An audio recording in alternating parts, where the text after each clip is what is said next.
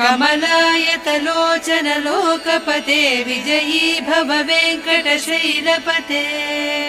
सचतुर्मुख षण्मुख पञ्चमुख प्रमुखाखिल दैवतमौलिमणे शरणागत वत्सल सारनिधे परिपालय मां वृषशैलपते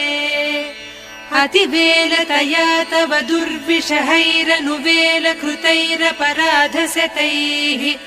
भरितं त्वरितं वृषशैलपते परया कृपया परिपाहि हरे